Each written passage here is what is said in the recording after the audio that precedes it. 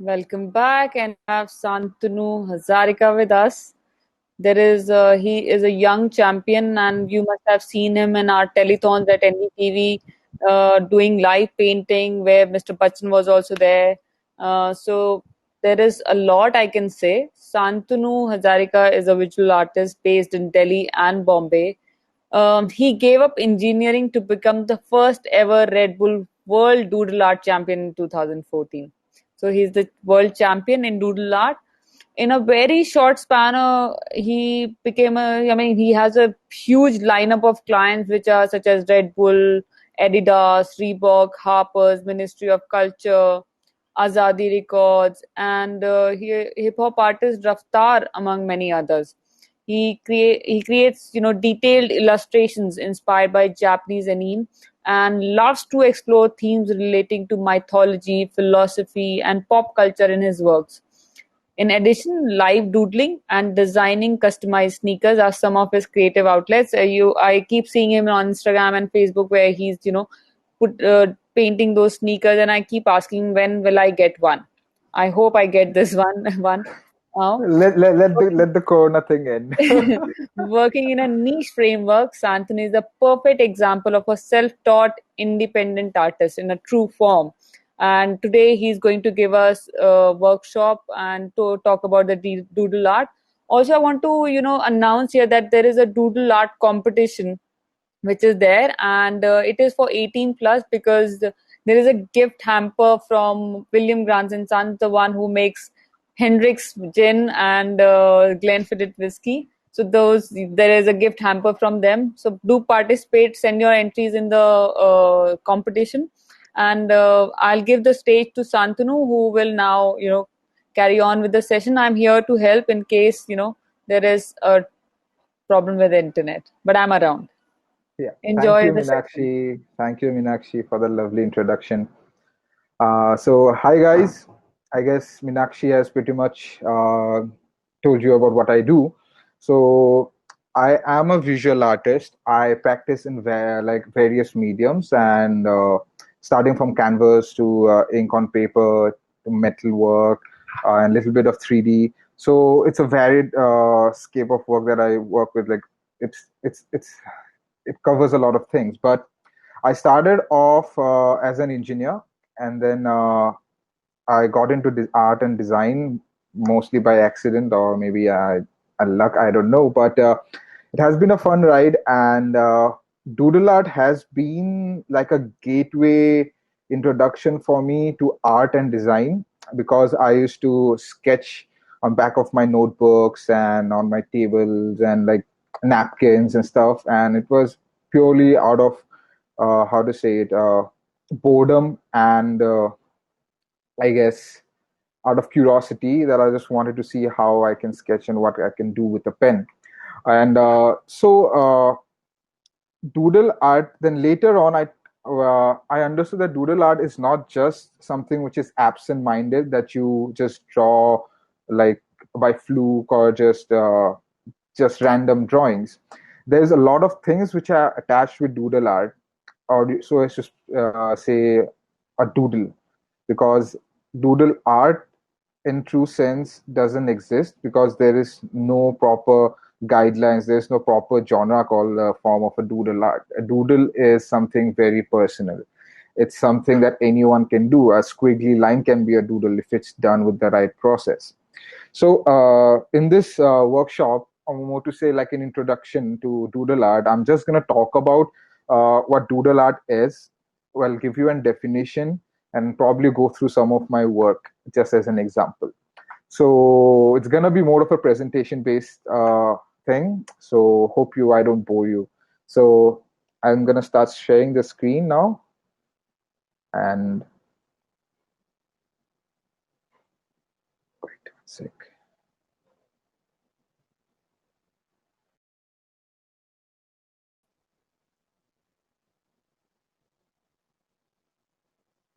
So yeah, here we go. So this workshop is called Doodle 101. That was me. I usually wear glasses, but unfortunately I lost them. So first thing, what is doodling?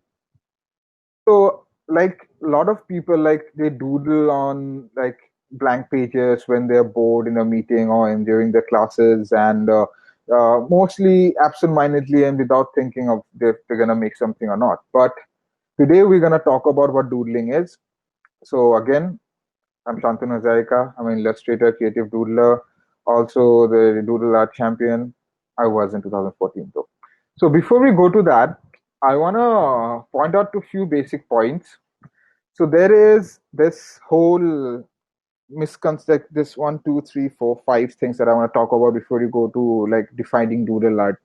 So first thing is misconception that adults cannot draw. So most of my workshops, I try to talk about the fact that drawing is something which is very sort of inherent and it's inbuilt within all of us because we know how to draw alphabets. First thing that as a kid, when we are taught characters and alphabets, we are taught how to draw out those alphabets. So this misconception is completely wrong that adults cannot draw. Everyone can draw. We all can doodle. Then comes literacy. So literacy is something I think pretty much everyone knows about this. Again, adults cannot draw. It's a misconception. We have the necessary tools, a functional set of eyes and hands backed by visual cortices. Your eyes, childhood, no adults have skipped their childhood and went straight to being a 40-year-old, right? And culture. So we are raised in a culture which places no values on visual language. So by the time when we're in class 5 or by the time we're old enough, we are not into drawing anymore. We are not taught to draw. There are no more art classes, especially when I was growing up. Like we had art classes till I think fifth standard, and then we had to discontinue our art classes. Then, so literacy is the ability to identify, understand, interpret, create, communicate, and compute. So this basically literacy is also part of understanding.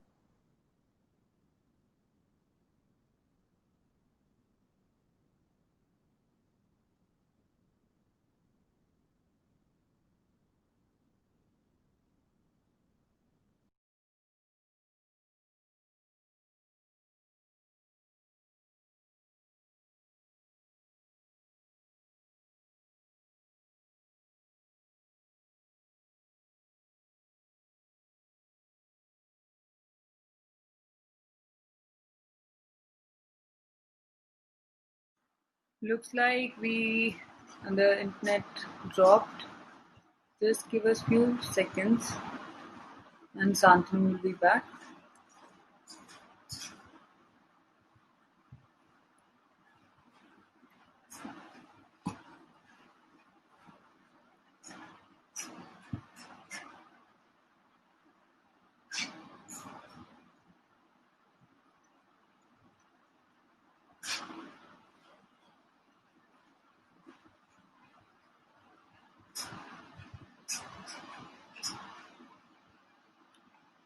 I'm trying to contact Santanu.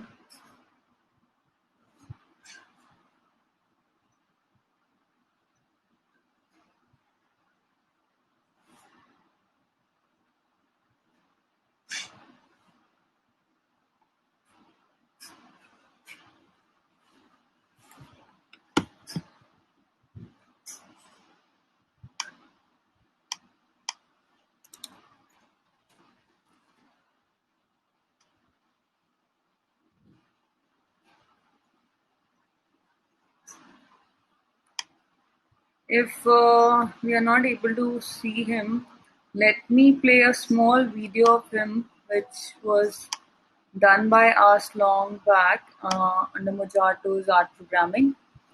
So till that time, you guys can have a look. Let me share my screen. So this artwork is called the inclusion.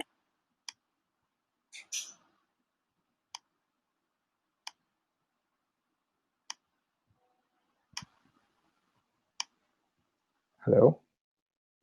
Meenakshi, so sorry. I think something like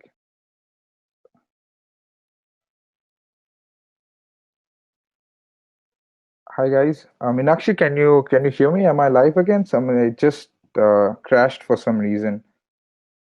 I lost you guys.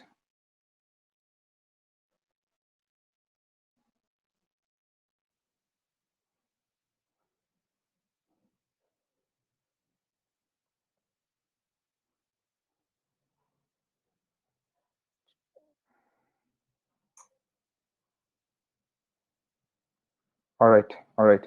Sorry. So I guess I'm back. Guys, all right, perfect, perfect. I'm so sorry, it had crashed for some reason. So let's continue. I was just checking out the discussion part. So yeah, I think I left at language acquisition. So we'll just quickly go through literacy. Literacy is ability to identify, understand, interpret, create, communicate, and compute. I think we pretty much know about this few words. And then comes language acquisition. So what happens is when we grow older, by the age of 10, we stop giving attention to visual language when we pay much more attention to verbal form of language, and it's very much understandable because we are much more interested in something which is much more secured, like knowing the numbers, knowing the alphabet.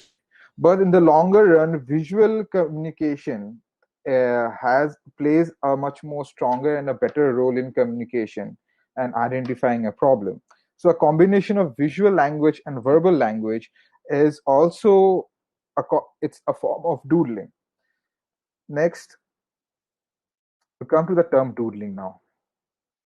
So over the for the last few slides that we went through, we can see that we had covered language as a medium, how visual language and verbal language are something very important, and how visual language is dropped by the age when you're 10, and uh, and how everyone has a misconception that they cannot draw when you grow old. But the thing is, both of these things, like all of these things, are something which actually stops you from creating or communicating through a visual language. So I'm gonna tell you how doodling is a very beautiful form of visual language, which uses both the verbal and the visual aspects of yourself, and we can use that thing to actually create something beautiful or to communicate. So now let's come to the term doodling.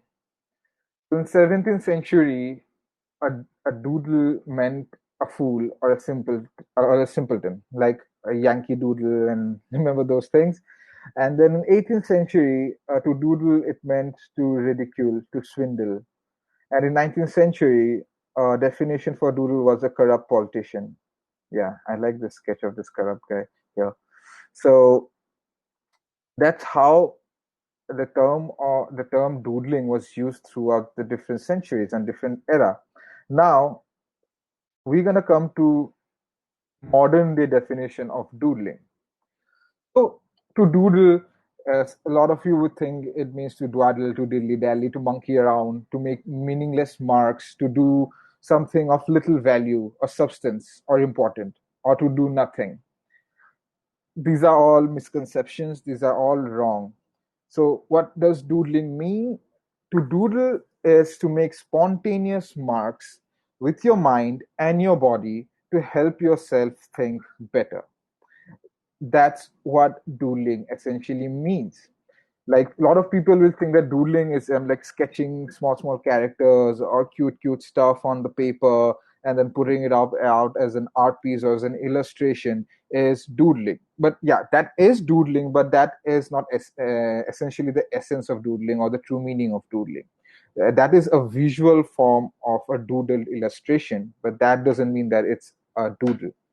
I can do an illustration which looks like a doodle, but that doesn't make it a doodle, because doodling is somewhat more of a personal and much more of a subjective thing. So this is the modern definition of doodle: making spontaneous marks with your mind and body to help yourself think better. And next time when someone asks you, like, what is doodling, what is to doodle, then you can actually give them this definition. Now, the process of doodling is very different. Now, how would you say that, like, what I made is a scribble, it's a sketch or a drawing? So we're gonna talk about the difference of doodling, scribbling, sketching, and drawing. This is a graph. So my graphs are not to scale. So I'm sorry, I'm not a mathematician, but still, I think this is pretty much. So this entire presentation is a form of a visual communication made in a doodling style illustration. So here you can see the literal and the control, more abstract and more controlled. So what happens with scribbling? It lies at the bottom form of the control graph. It's much more free from. It's not even exactly abstract, and it's not even that much control. So it's completely mindless. Then comes doodling, with this little bit of mindfulness, but at the same time, it's not that abstract.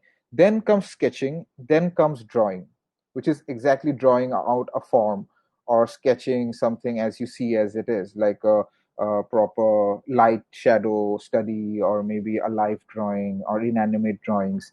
So, how do you differentiate between sketching and scribbling? Because, see, doodling is something that you do when your mind is somehow preoccupied with something else. It's not totally mindless. Like, you shouldn't be paying attention on what you're doodling on the paper, what you're drawing on the paper. Your mind should be actually occupied by something else. That's why most of the time people doodle when they're in a meeting or in a lecture or in something else, because they're paying their attention somewhere else, but they also have to, like, they're also bored, their mind is an automated board and they want to scribble. So that's what doodling is. The amount of control that you have is somewhat not to a full extent, because technically speaking, your brain uses it's much more active, and it's actually much more in a creative state when you're daydreaming or you're dreaming, actually dreaming. So that's the line, that's the balance that you want to seek when you're doodling. So you shouldn't be doodling by being focused on that drawing. If you want to make a drawing which looks like a doodling, then it's a different case. But if you want to really doodle in its truest sense, or actually to follow the proper process of doodling, then you should always be in a different state of mind. You must not be paying attention to what you're doodling, but at the same time you should be doodling. And then doodling as a form of meditation. So we all know there are two kind of meditation. One is passive meditation form of meditation, and one is active form of meditation. So passive form of meditation, I'll give an example of when you are actually still and you're concentrating on your breathing, and you are not in a very active state. An active form of meditation, when you're actually doing something, there's an outcome, there's actual physical movement. So doodling is somewhat a form of active meditation, because your mind, you're teaching your mind to be sort of in a associated state, and you're free of thoughts which are irrelevant, and you're focused in a different way. Your mind is actually much more relaxed, and it's in a much more focused, like leniently focused state. So that's why it's called an active form of meditation. And like you have Zen doodling or Zen tangles is actually a good example of active meditation or active doodling. Then we're gonna talk about few, like just give you a few examples of few famous doodlers. Like Albert Einstein was one of them. Steve Jobs was a class A doodler. Nikola Tesla, and there are a few more like Alexander Pushkin, Rabindranath Tagore, Sylvia Plath, John Keats, Stanislaw Ulam, Leonardo da Vinci, Ronald Reagan. They were all crazy doodlers. Like you can see, this is one typical doodle from Pushkin's manuscript. He mixes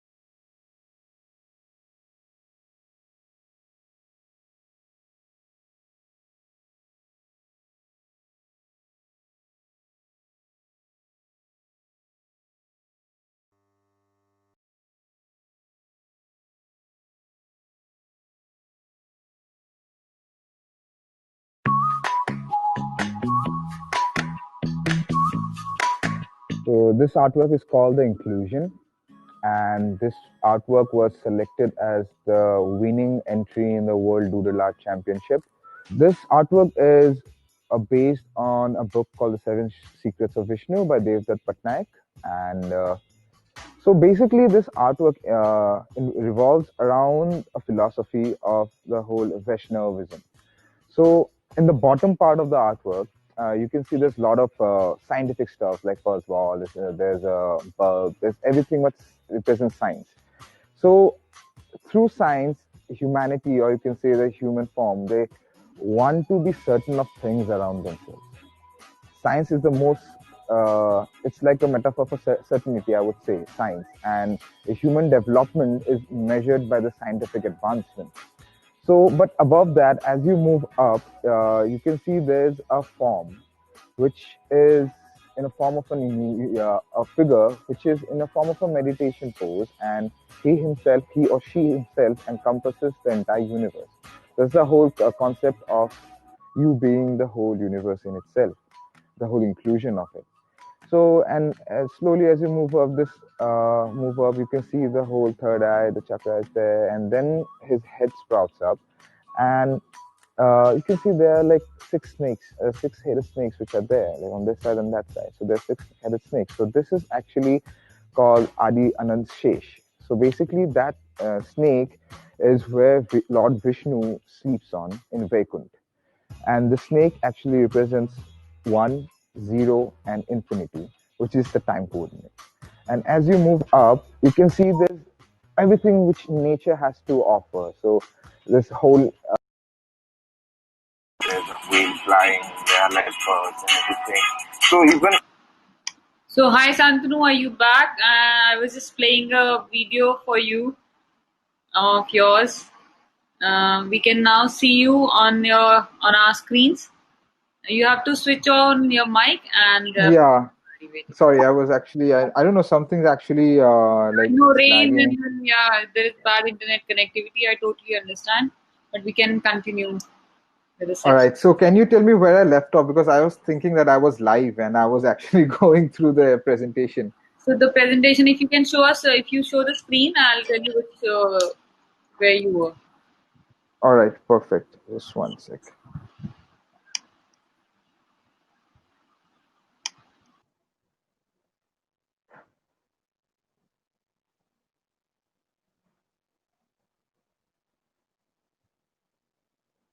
Sorry, guys, something is wrong with the internet and it just keeps on crashing.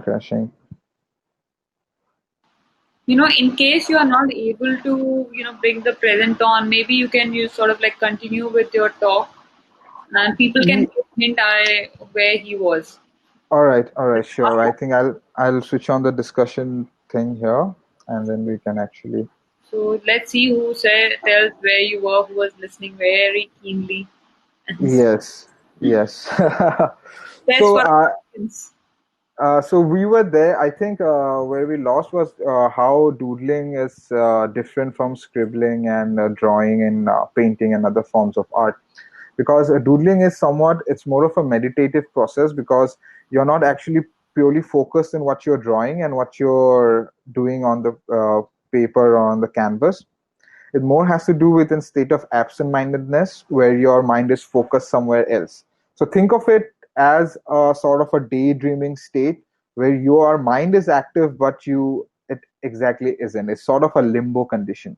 So when you're sketching, when you're drawing, you should be paying attention to something else. Like you should be watching something, or should be have a music, or your head should be in a different zone, and your sketch should be independent of what your thought is. That is the essential process of doodling. That's how you doodle. And there have been many famous people and this actually helps you think better. This actually helps you. It's more of a mental exercise. It is a sort of a problem solving technique that most of the companies and MNCs are using right now. They hire doodle artists and illustrators to actually facilitate this kind of sessions, so where they can be used as more of a meditative thing for the group or the team. At the same time, also build up a code of visual language and increase the problem solving skills. So if you are in a dilemma, if you're in a situation where you need to have a clear thought of mind, maybe it can be a design related problem or it can be a music related problem, it can be anything. So what you do is sit down with a blank piece of paper and a pen, and then you think of something else and you just start drawing. It shouldn't be completely mindless. Your mind should be focused elsewhere, maybe in the problem that you're facing, maybe in the thing that you're thinking about so much you can't find a way out, or you can't have a different angle to it. And then you start just drawing. Just practice this for a few hours and few times, and then you would see what this actually means. And yeah, can we have some practicals? Yeah, sure. I will show. Unfortunately, we're having some issues with the screen share right now. Uh, but I can definitely show you how this actually works. Like, how do I actually use this technique? One sec, let me just screen share.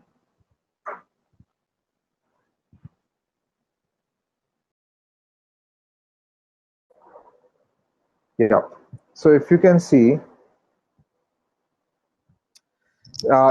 this painting, there is a repetition of the small elements, be those red color things there. So this is a pattern that I repeat mindlessly. Now, if I had to make this pattern in a fully focused manner, I would get bored of it, and I would slowly end up just my whole focus and my energy and stop doing it. So the only way to keep yourself focused and not tired and actually help you think better is use this pattern repeatedly again and again without thinking about it. The painting, you'll see, the first I did all the red part and then I did the characters in the center. So while I was working on those red areas, all those grass and all those leaves in the bottom, which you can see is like a repeated pattern, I could come up with this concept for this painting. Similarly, if you go to this drawing here, it's the same process. I did all the small elements first. I constantly scribbled, and then I was able to put them in a much more like a much more like I was able to give it a form. I was able to give it like a clear visual narrative to the random scribbles. Now again, we need while doodling, we need to keep in mind two basic things about illustration or art, that is pattern and balance. Now if you see this particular doodle of mine, the it is highly detailed and it looks way much more detailed, but to be honest it's not that detailed because I've just used a certain pattern and I've repeated it in a geometric thing. It's a circular pattern. It's a concentric thing that is exploding, that is expanding. So if you can see, there has been a massive repetition of the circular elements, those leaves, and this color. Now, when I'm talking about this color distribution and this repetition of pattern, I must tell you what does this actually mean? Like, what is the very essence of doodling is, if you want to make a very pleasant looking doodle, if you want to make an illustration which is much more doodle, has a lot of doodle elements to it and it's like visually appealing, you must keep in mind these two very basic things about pattern and balance. If you can see here, the amount of yellow, if you can imagine it to be a blob, or if you can imagine it to be like a singular mass of color on the white background, then you would see it's somewhat equal to the other colors. Then you combine all the reds together, and then you imagine that if both of the blobs of color have equal weightage in the drawing, they have equal amount of value, they have equal amount of presence in the canvas. That's how you balance the colors in a doodle. But if you're not using any colors in your doodle, then you have to simply balance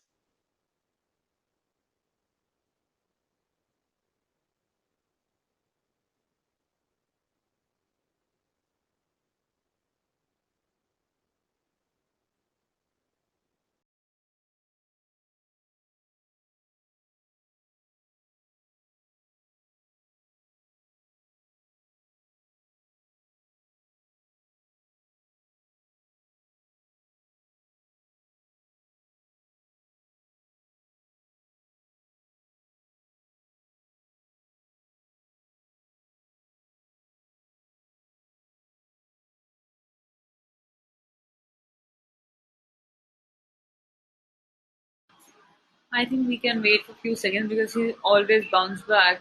So I'll suggest that let's give him a minute and he'll be back.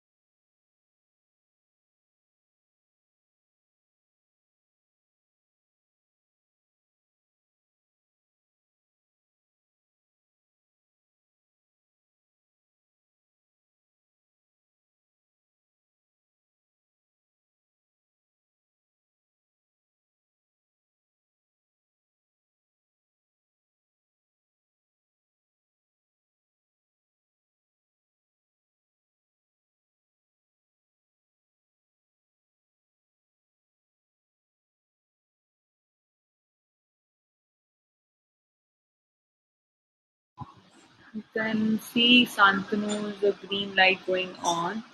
I'm sure he'll be attending to the camera, like adjusting the camera.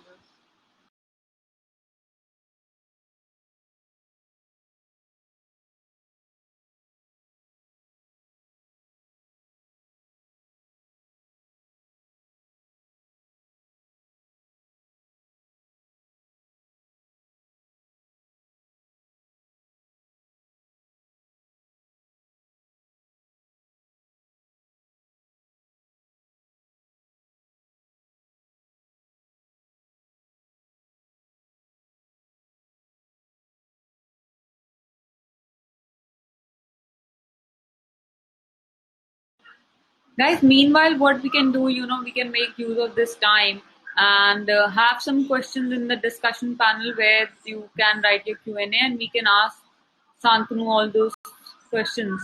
If you have any question you would like to ask Santanu, please write in the discuss box and we'll take all those questions.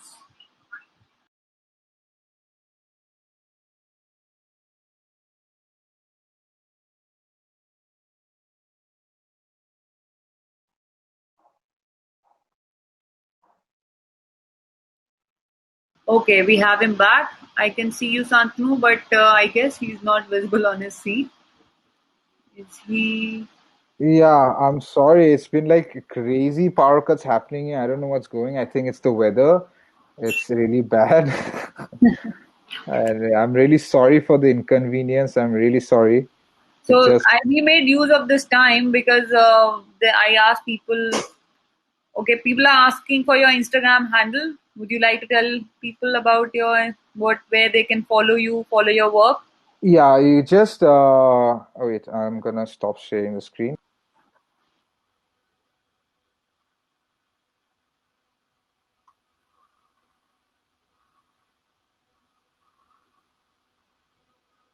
I guess I can tell you because I follow Santanu. So I'm just going to my Instagram handle and looking for Santanu.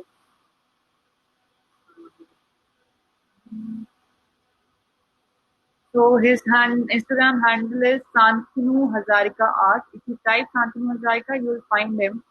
There are lots of nice pictures which you can see on his Instagram handle. He's doing a lot of sneakers these days, uh, especially for Adidas. And then there is a lot of work which he has shown here also. You can follow him on Santanu Hazarika Art. Yes, he has designed a poster with this. Yes, absolutely. Whenever I try to, this is Vidhi Khurana, she's saying, whenever I try to doodle, I feel sort of overwhelmed by a creative block. Could you give me some advice on this? Surely let Santanu come back, and this will be the first question he's going to answer.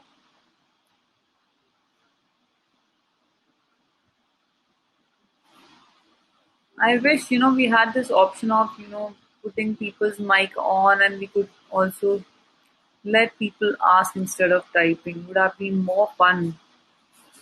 Maybe we can give feedback to the floor team that they can put this option of putting voice notes in the discussion panel.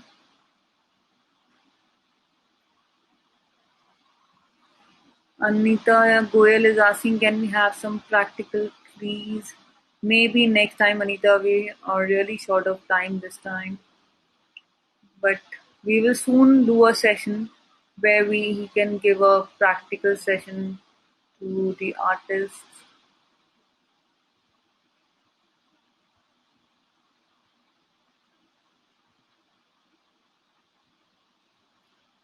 Okay, I think he's gone for pretty long. In case he doesn't come for in next 2 minutes, we will end this session. You can always DM Santanu and ask your questions, or you can give it to us. We would love to connect you guys with Santanu. And it's always good to, have artists talk to each other. Um, and there's so much sharing which one can do. In fact, when I started my whole learning to understand art, it's all happened with interacting with artists, gallerists, collectors. And while we were doing all these documentaries, that was how we were learning. And this is my practical, it's all practical education, all through the talks. And, while taking interviews, you read more and you connect with people.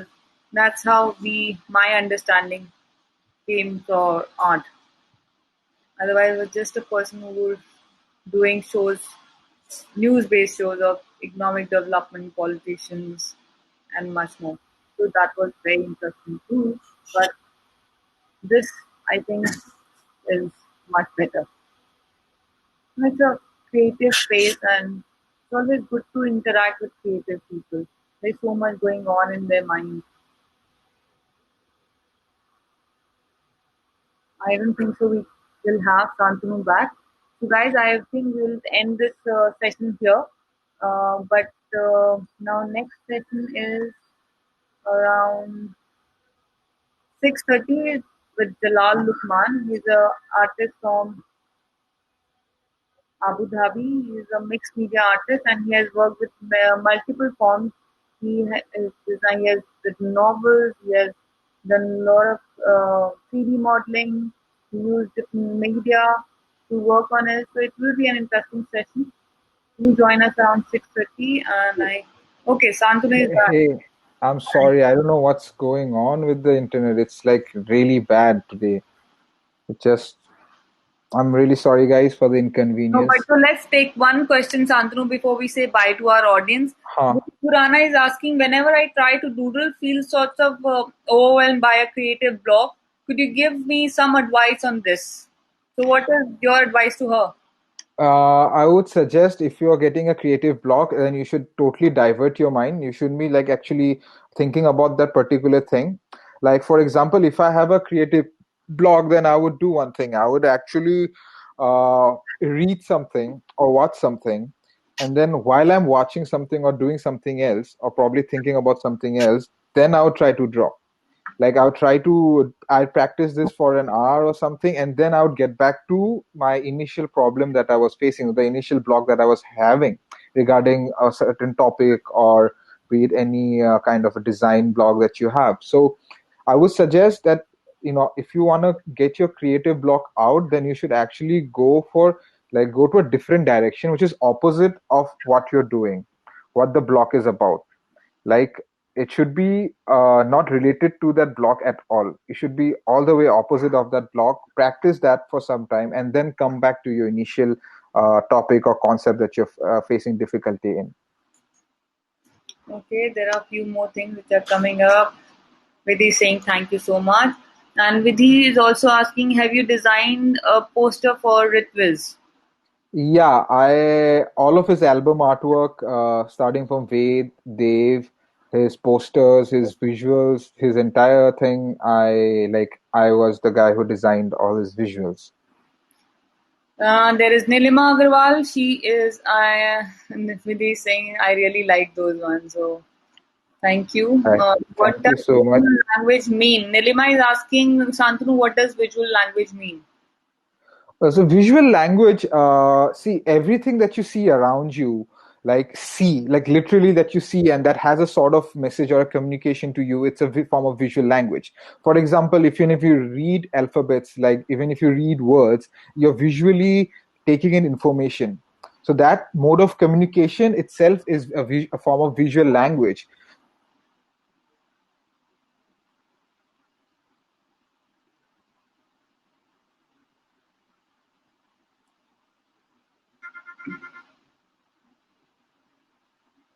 Okay, guys, I think this is the end of the session. I will call Santanu and say thanks to him personally over the phone. This is the time where you should go, enjoy the booth. There is so many good artists and galleries which are there waiting for you to go have a look at the artworks. Each of them is very unique. They have their own style. So I request every one of you to go and check out the booths, whoever our audience are. They are brilliant artists, and thank you so much for attending this session. We will be now back in an hour around 6:30 with the Jalal Lukman, who is artist from Dubai. He is first digital artist of UAE. So there is a lot which you can learn from him. You can talk to him. It's more like a Q&A. So there will be a lot which we'll be talking here. Thank you so much, and see you all at 6:30. Bye.